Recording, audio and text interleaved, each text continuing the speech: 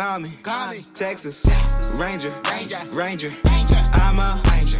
Today I'm going to be giving you 5 tips to make beats faster. A few reasons why that's good is, for example, if you're in the studio with a rapper and you need to cook up a beat on the spot, you don't want to be waiting like 30-40 minutes for a beat. You want to aim for like 10-15 max. Also, when you're cooking up a pack for an artist, you can cut your work time by a lot, so you're not working on it as long. Also, the more beats you make, the more chance of a sale, so it's all pretty much positive shit. So tip 1 is creating a template, so when you open FL, everything that you want will be loaded in. So for example, I have a soft clipper and a simple EQ on the insert one, so it's only 2 things. When you do that every beat, it can get annoying and it saves a tiny bit of time. So what you want to do is you want to open a plain template, so you can just do like basic or empty and just add whatever you want on it. You could add whatever your mastering shit is if you use like Ozone or whatever, but I just use a soft clipper.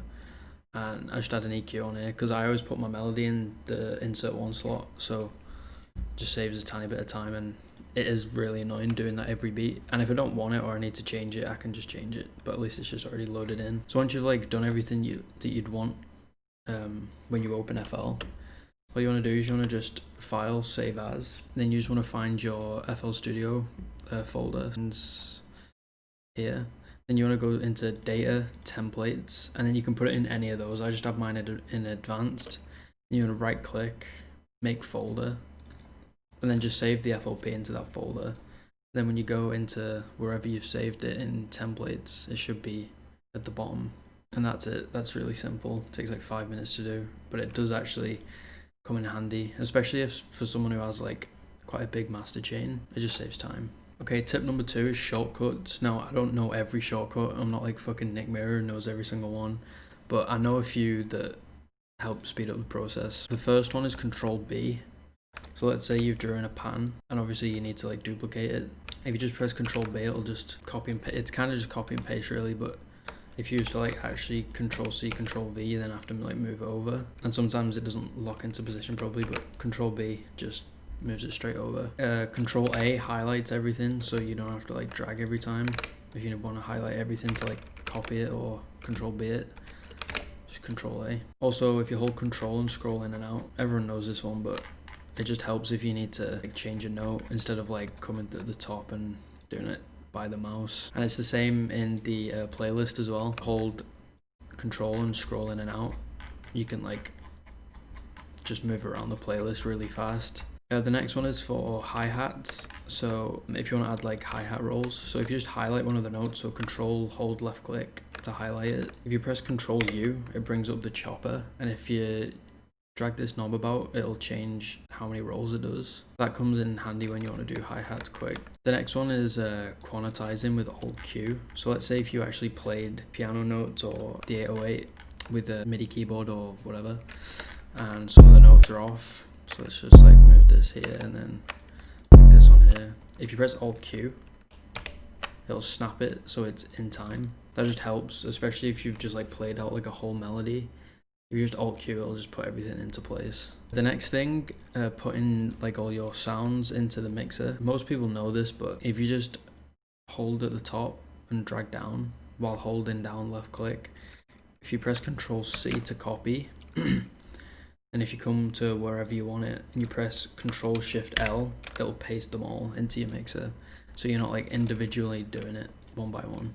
There's way more shortcuts that you can learn. I do recommend going to the Internet Money YouTube channel because Nick Mirror's got a full shortcut tutorial, but the ones that I've explained are pretty much the only ones I use from what I can remember anyway. Okay, so tip number 4 is creating a drum kit with all the sounds that you use the most. So let's say my favorite 808 is in the stash kit, stash folder, and like my favorite claps right at the bottom in the Roy Major kit, for example.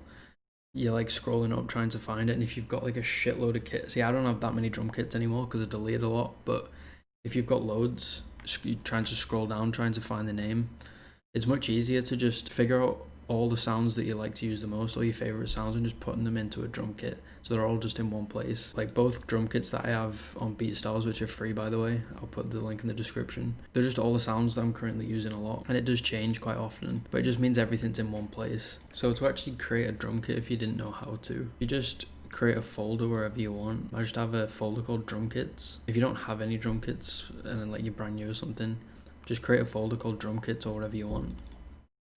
And then get the kit, drag it in, and then when you go into FL, this wouldn't be here for you, but if you just grab this folder that's got all your kits in it, you drag it onto FL, it'll add it into FL, then you've got it right there. You just keep your beats simple. Like most rappers prefer simple beats anyway. You don't want to like overdo it basically. This beat for example, I have 808 kick, hat, snare, open hat, perk. You don't want 15 perks that are just going off constantly and shit. People seem to think you have to do more, but usually the beats that I do the least on, artists usually prefer from experience, and a lot of other producers do say that. Yeah, basically just don't overthink it, just keep it really simple.